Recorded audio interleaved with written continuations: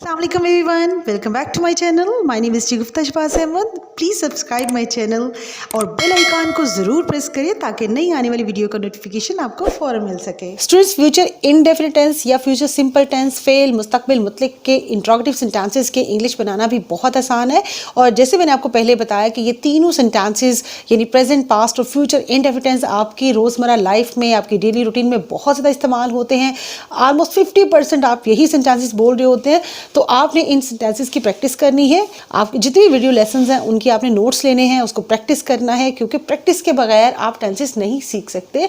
आपको जो भी सिखाया जा रहा है, जो भी आपको स्ट्रक्चर बताया जा रहा है, उसको आपने प्रैक्टिस जरूर करना है. उसकी आपने डिटेल एक्सरसाइज प्रैक्टिस करनी है और उसको आपने अपनी स्पोकन और रिटन इंग्लिश में यूज भी करना है. या इसके अलावा आप रीडिंग कर रहे हैं, चाहे अपनी बुक्स की है, न्यूज़पेपर की, व्हाटएवर जो भी आप रीडिंग कर रहे हैं, इंग्लिश रीडिंग, तो उसके अंदर आपने इन टेंसेस के सेंटेंसेस को ढूंढना है, देखना है, पहचानना है कि जहाँ पे सेकंड फॉर्म ऑफ वर्ब नजर आ गई या डिड नजर आ गया, डेफिनेटली वो पास्ट टेंस होगा. और आपकी 50% बुक्स होती ही पास्ट इंडेफिनिट टेंस में है, यानी वो पास्ट में लिखी जाती हैं. तो आपको उसमें बहुत ज़्यादा प्रैक्टिस का मौका मिलेगा. तो वहाँ पे भी आपने इसको देखना है. इसके अलावा आपके न्यूज़पेपर्स में ज़्यादातर प्रेजेंट इंडेफिनिट टेंस यूज़ होता है, तो उसमें भी आपने प्रैक्टिस करनी है, देखना है, तलाश करना है, अंडरलाइन करने वो सारे सेंटेंसेस जो आपको पास्ट, प्रेजेंट या फ्यूचर इंडेफिनिट टेंस के नजर आ रहे हैं. तो अब चलते हैं इंट्रोगेटिव सेंटेंसेस की तरफ. इसके स्ट्रक्चर में स्टूडेंट्स, जैसे मैंने आपको बताया कि सिर्फ पास्ट और प्रेजेंट इंडेफिनिट टेंस या सिंपल टेंस ऐसा टेंस है जिसमें हम बाहर से यानी अपने पास से हेल्पिंग वर्ब लगाते हैं. बाकी तमाम में, ऑलमोस्ट सब में ही इंट्रोगेटिव सेंटेंस बनाने के लिए हम सेंटेंस के अंदर से जो हेल्पिंग वर्ब है उसको उठा के हम बाहर या पहले, सब्जेक्ट से पहले लगा देते हैं. तो वही जो अफर्मेटिव सेंटेंस होता है वो हमारा क्वेश्चन में चेंज हो जाता है, इंट्रोगेटिव सेंटेंस बन जाता है. अब जैसे हमने यहाँ पे स्ट्रक्चर, जैसे आपका अफर्मेटिव का स्ट्रक्चर था कि आपने सब्जेक्ट के बाद हेल्पिंग वर्ब विल और शेल लगाया था, लेकिन यहाँ पे बहुत सिंपल सा चेंज है कि आपने वही हेल्पिंग वर्ब विल और शेल आपने सब्जेक्ट से पहले लगा दिए और उसके बाद सब्जेक्ट, और सब्जेक्ट के बाद हमारी वर्ब की फर्स्ट फॉर्म आ गई और एंड में ऑब्जेक्ट आ जाएगा. और रिटन इंग्लिश में आपने क्वेश्चन मार्क जरूर लगाना है, इसके बगैर क्वेश्चन कंप्लीट नहीं होता. और ये बहुत मेजर मिस्टेक होती है स्टूडेंट्स की कि अगर वो स्टार्ट में कैपिटल लेटर नहीं लगाते या एंड में क्वेश्चन मार्क या फुल स्टॉप नहीं लगाते तो वो उसका तासुर अच्छा नहीं जाता. फर्स्ट एग्जाम्पल है कि आप मेरी मदद करेंगे. आप उसी हेल्पिंग वर्ब को, जैसे आप मेरी मदद करेंगे या अफर्मेटिव सेंटेंस है, यू विल हेल्प मी, तो उसी हेल्पिंग वर्ब विल को अगर हम सेंटेंस के स्टार्ट में लगा देंगे, विल शुरू में आ जाएगा और उसके बाद सब्जेक्ट चला जाएगा and then first form of verb और उसके बाद ऑब्जेक्ट आ गया, तो आपका यही अफर्मेटिव सेंटेंस क्वेश्चन में चेंज हो जाएगा, विल यू हेल्प मी. अच्छा, इस सेंटेंस को ट्रांसलेशन अगर आपने करनी है तो आप मेरी मदद करोगी, क्या तुम मेरी मदद करोगे, या क्या तुम मेरी मदद करोगी, ये आप मेल, फीमेल, सिंगुलर, प्लूरल दोनों तरह से सेंटेंस को बोल सकते हैं. चाहे आप किसी से भी बात कर रहे हैं, मेल है, फीमेल है, एक बंदा है, ज्यादा लोग हैं, तो आप उसी तरह से उसकी ट्रांसलेशन करेंगे या उसको स्पोकन में इस्तेमाल करेंगे. क्या वो अपना वादा तोड़ेंगे? अब यहाँ पे सब्जेक्ट के तौर पे थर्ड पर्सन प्लूरल प्रोनाउन दे इस्तेमाल होगा. और जैसे मैंने आपको बताया कि तमाम तरह के सब्जेक्ट्स के बाद आपने विल और शेल इस्तेमाल करना है, बल्कि आई और वी के बाद भी अगर आप विल इस्तेमाल करते हैं तो वो गलत नहीं है. जैसे मोस्टली टीचर्स टेल यू कि आपने आई वी के साथ शेल इस्तेमाल करना है और बाकी तमाम सब्जेक्ट्स के बाद आपने विल लगाना है या उससे पहले विल इस्तेमाल करना है. लेकिन अगर आप आई वी के बाद भी विल लगाते हैं तो वो गलत नहीं होगा. तो सबसे पहले हम यहाँ पे हेल्पिंग वर्ब लगाएंगे, उसके बाद सब्जेक्ट होगा, उसके बाद वादा तोड़ने की इंग्लिश होगी डिफाई, और ये फर्स्ट फॉर्म है. Will they defy their promise, क्या वो अपना वादा तोड़ेंगे. देयर का मतलब यानी उनका, यानी वो उनका वादा होगा. हम उर्दू में इसको इस तरह से नहीं बोलते कि क्या वो उनका वादा तोड़ेंगे, हम ऐसे ही बात करते हैं क्या वो अपना वादा तोड़ेंगे. लेकिन इंग्लिश में हम थर्ड पर्सन की प्रोनाउन, जैसे मैंने आपको प्रोनाउंस की वीडियो में से प्रोनाउंस बताए थे, हम यहाँ पे वही लगाएंगे क्योंकि हमें समझ आ रही है सेंटेंस के अंदर कि वो उनके ही वादे की बात हो रही है.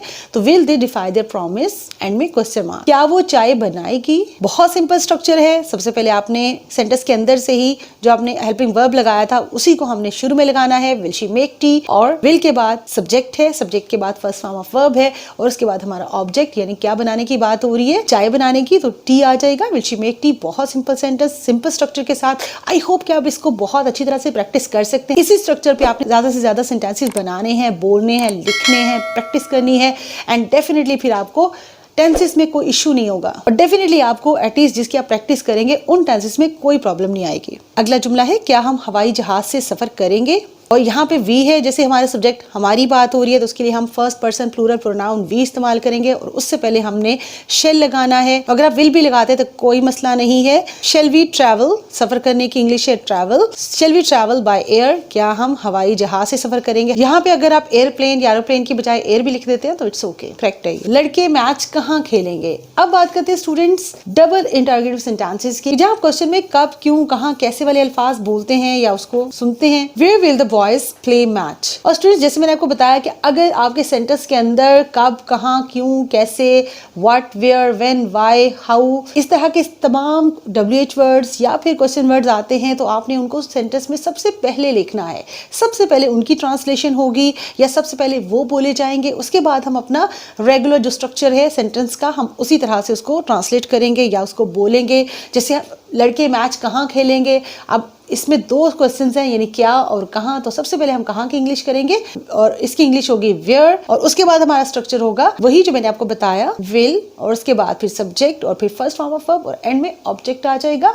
Where will the boys play match, लड़के मैच कहाँ खेलेंगे। और एक और चीज स्टूडेंट्स मैं आपको याद कराती चलूं कि अगर कोई भी सब्जेक्ट आ गया है उसके साथ आपने हेल्पिंग वर्ब विल ही इस्तेमाल करना है। यानी सब्जेक्ट के तौर पे कोई भी नाउन है, बॉयज हैं, स्टूडेंट्स हैं, प्लेयर्स है, व्हाटएवर जो भी नाउन आ रहा है उसके साथ आपने हेल्पिंग वर्ब विल ही इस्तेमाल करना है। हमारा मुल्क कब तरक्की करेगा। अब कब की इंग्लिश सबसे पहले आएगी, व्हेन, और उसके बाद हमारा स्ट्रक्चर जैसे सबसे पहले हमने हेल्पिंग वर्ब विल लगाया, उसके बाद हमारा सब्जेक्ट है आवर कंट्री और एंड में फर्स्ट फॉर्म ऑफ वर्ब है डेवलप, और आगे हमारे पास ऑब्जेक्ट नहीं है, इसको हमने यहीं पे क्वेश्चन मार्क लगा देना है।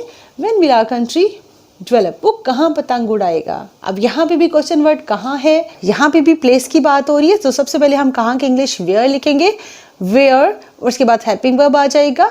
फ्यूचर के हेल्पिंग वर्ब्स विल और शेल ही होते हैं। स्टूडेंट्स अगले एग्जांपल है कि आज बारिश नहीं होगी। इस सेंटेंस का स्ट्रक्चर इंट्रोगेटिव प्लस नेगेटिव है और लास्ट वीडियो में आप नेगेटिव सेंटेंसेस की फॉर्मेशन पढ़ चुके हैं, इसलिए मैंने इसको इसके अंदर ही मर्ज कर दिया है। अब स्टूडेंट्स यू नो दैट कि नेगेटिव सेंटेंसेस की फॉर्मेशन के लिए हम सब्जेक्ट के फौरन बाद विल नॉट या शेल नॉट ऐड करते हैं, लेकिन अब नॉट तो वहीं पे रहेगा। लेकिन क्योंकि ये क्वेश्चन है, ये इंट्रोगेटिव सेंटेंस है, क्वेश्चन है, तो नॉट तो अपनी जगह पे रहेगा, लेकिन विल सेंटेंस के स्टार्ट में आ जाएगा। यानी सब्जेक्ट के बाद नॉट और उससे पहले विल या शेल आएंगे। जैसे यहाँ पे फॉर्मेशन में क्योंकि फ्यूचर टेंस है इसलिए हम विल लिखेंगे स्टार्ट में हेल्पिंग वर्ब, उसके बाद हम रेन के लिए थर्ड पर्सन सिंगुलर प्रोनाउन जो हम नॉन लिविंग थिंग्स के लिए यूज करते हैं वो हम इट लिखेंगे, जैसे कि प्रीवियस वीडियोस में आप देख चुके हैं, इट यूज करेंगे। और उसके बाद नॉट, क्योंकि बारिश ना होने के बारे में पूछा जा रहा है कि आज बारिश नहीं होगी, तो will it not rain today. Rain यहाँ पे जैसे आप जानते हैं कि वर्ब के तौर पे इस्तेमाल हुआ है, रेन नाउन भी है वर्ब भी है, इस सेंटेंस के अंदर वर्ब के तौर पे इस्तेमाल हुआ है। Will it not rain today, क्या आज बारिश नहीं होगी। Next sentence students double interrogative है प्लस नेगेटिव, मैं उसकी मदद क्यों नहीं करूंगी। अब सबसे पहले हम क्यों की इंग्लिश लगाएंगे वाई, और उसके बाद हमारा हेल्पिंग वर्ब आएगा जो आई और वी फर्स्ट पर्सन प्रोनाउंस के साथ हम यूज करते हैं शेल, और उसके बाद हमारा सब्जेक्ट जो कि आई है, और उसके बाद जैसे मैंने आपको बताया कि आप सब्जेक्ट के बाद नॉट लिखेंगे और फर्स्ट फॉर्म ऑफ वर्ब और उसके बाद हिम या हर। अगर किसी मेल की बात हो रही है तो हिम आएगा, why shall I not help him, और अगर फीमेल की बात हो रही है तो why shall I not help her.